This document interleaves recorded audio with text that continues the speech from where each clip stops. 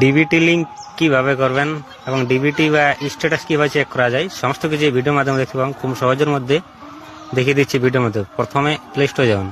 Play স্টোরে যেটা উমাং বলে অ্যাপ রয়েছে, উমাং অ্যাপটা ইনস্টল করুন। সেখানে ওপেন করার পর উপরে যেটা সার্চ বক্স থাকে, সেই সার্চ বক্সে এনপিসিআই লিখে সার্চ করবেন। ঠিক আছে, এনপিসিআই লেখার পর দেখবেন আধার সেটিং বলে যেটা রয়েছে, আধার সেটিংয়ে ক্লিক করবেন।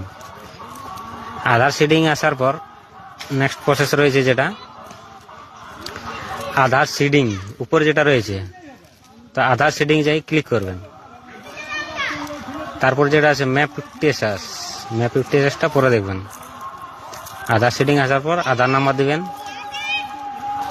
তারপর নিচে যেটা রয়েছে সিডিং, সিডিংয়ে পাওয়ার পর একটা ব্যাংক সিলেক্ট করে নিজের মতো যে অ্যাকাউন্টে দিতে চাও, দিয়ে পর নতুন যদি হয় তাহলে ফ্রেশ সিডিং, আর যদি কোনো অ্যাকাউন্ট অলরেডি আছে তাহলে নিচেরটা দিয়ে চেঞ্জ করা যায়।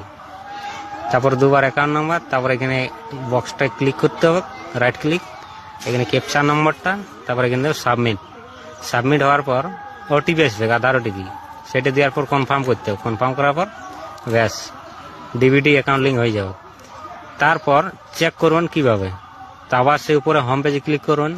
ওখানে যেটা হোম পেজ বাঁ দিকে উপরে রয়েছে ওটা ক্লিক করার পর ম্যাপ স্ট্যাটাস, ম্যাপ স্ট্যাটাসে আসার পর আধার নাম্বার